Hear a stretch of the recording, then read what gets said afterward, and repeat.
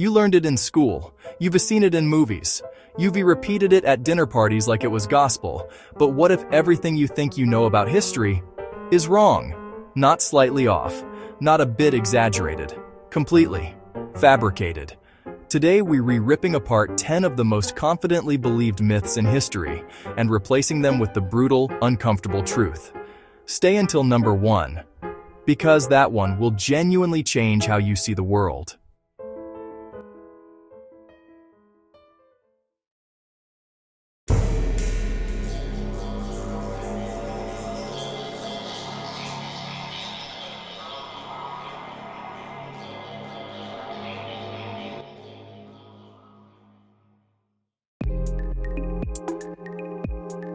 Let's start with the most famous man in history to be judged by his height, Napoleon Bonaparte. The little general, the punchline of 1,000 jokes. He was 5'2", right? Wrong. Napoleon stood around 5'6" or 7" in modern measurements, completely average for a Frenchman of his era. So where did the short myth come from? 2 places. First, British propaganda. During the Napoleonic Wars, cartoonist James Gilray drew Napoleon as a tiny, rage-filled tyrant. It was psychological warfare, and it worked so well it survived 2 centuries. Second, the inch problem. French inches and English inches weren't the same length. When French records listed Napoleon at 5'2", they meant French inches. Converted to English measurements, he was closer to 5'7". The man conquered most of Europe. He wasn't short. He was just made of the right enemy. Picture a Viking. Go on, you're picturing the horns, aren't you? Here's the problem. Not a single Viking helmet ever found by archaeologists has horns. Not one. The only Viking helmet ever discovered intact, found in Norway in 1943, is a simple iron cap with a nose guard. No drama, no horns. So where did horns come from? A 19th century Swedish artist named Gustav Malmström illustrated Norse mythology using horned helmets for dramatic effect. Costume designers copied it. Hollywood ran with it. The real Vikings were terrifying enough without the costume.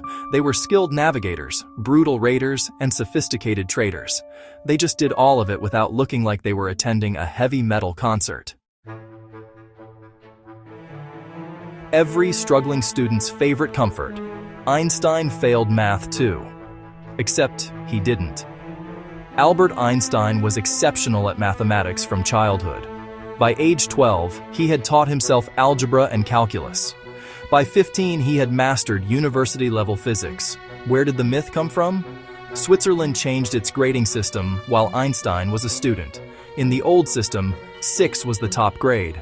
In the new system, 1 was the top grade.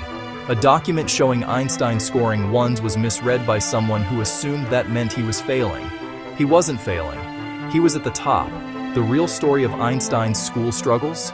He clashed with authoritarian teachers who wanted memorization. He wanted to actually understand things. That's not failure. That's exactly the mindset that changed physics forever. This one feels true because it's so satisfying. A human achievement so massive it can be seen from orbit. It cannot. The Great Wall is long, famously, absurdly long, but it's only about 15 to 30 feet wide. From space, at that width, it's essentially invisible to the naked human eye. Astronauts have confirmed this repeatedly. The first person to make this claim was an English antiquarian in 1932, more than 2 decades before any human had even been to space. He simply made it up, and the world believed him. What you can see from space: highways, cities, airports, reservoirs. Basically anything wide. The Great Wall, for all its magnificence, doesn't make the list. The heroic story. Columbus sets sail in 1492 while everyone else cowers, believing they'll fall off the edge of a flat Earth. The problem: educated Europeans had known the Earth was round for over 1,700 years before Columbus was born.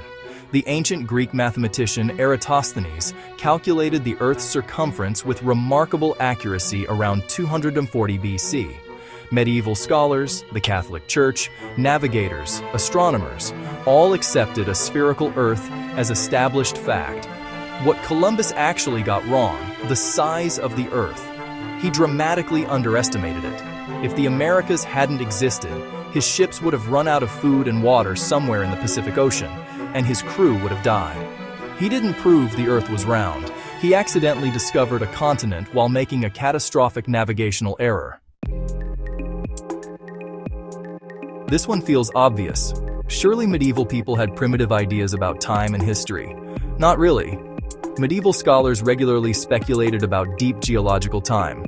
They observed fossils, studied rock formations, and understood that landscapes changed over enormous timescales.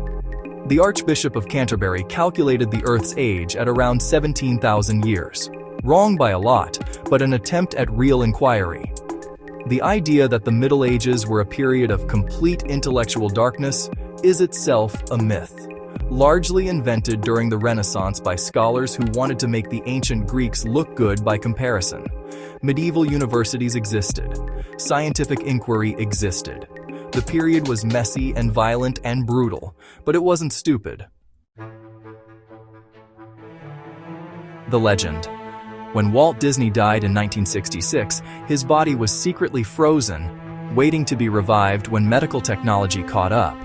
The reality: Walt Disney was cremated on December 17, 1966, just 2 days after his death. The first known case of human cryonic preservation happened in January 1967, a month after Disney's cremation. So even if he'd wanted to be frozen, the technology didn't exist yet when he died. Where did the myth start? Nobody knows. It appeared in print for the first time in the 1970s with no source cited, and somehow it spread into permanent urban legend. Disney is in a cemetery in Glendale, California. You can visit. The Great Fire of Rome in 64 AD. Nero lounging on a balcony, playing his fiddle, watching the city burn while people screamed in the streets. Two problems with this image. First, the fiddle wasn't invented until the 10th century. It did not exist in ancient Rome. If Nero played anything, ancient sources suggest it might have been a lyre. Second, Nero wasn't even in Rome when the fire started.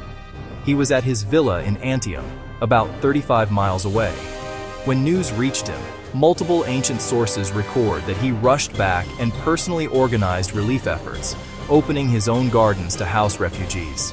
He almost certainly didn't start the fire. He probably didn't make it worse.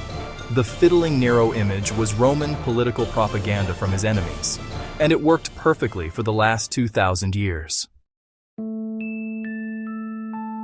Whenever people describe something as a witch hunt, they picture the same image: burning at the stake.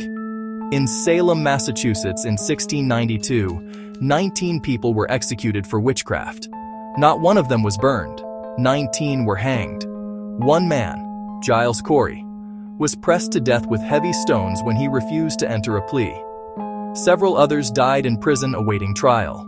Burning at the stake was primarily a European method of execution for heresy. The American colonies used hanging. The burning myth exists because it's the more dramatic image, and because European witch trials, which did include burning, have been merged in popular memory with the Salem trials. The real history is horrifying enough without adding fire. This is the one that changes everything: the Dark Ages.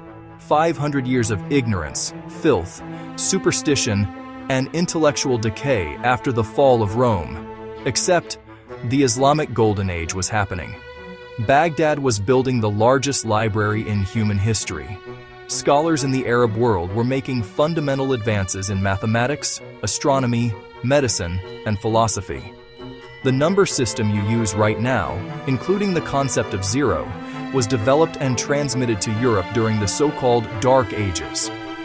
In Persia, poets and philosophers flourished. In China, the Tang dynasty was at the height of its cultural power. In West Africa, the Ghana Empire was one of the wealthiest civilizations on Earth. The Dark Ages is a European term, describing a decline in a specific region. Applied to the entire world, it's not just inaccurate. It's an act of erasure, writing out the achievements of billions of people because European scholars of the Renaissance didn't want to acknowledge the gap between their glory and Rome's. 10 myths. 10 lies you were told and never questioned. The truth about history isn't less interesting than the myths. It's more interesting because it's messier, stranger, and more human than any Hollywood version could ever be. That's what we do here. Real history. Exposed. If this video changed how you see even one of these stories, subscribe, because we're just getting started. And drop in the comments, which one shocked you the most? I'll read every reply. See you next time.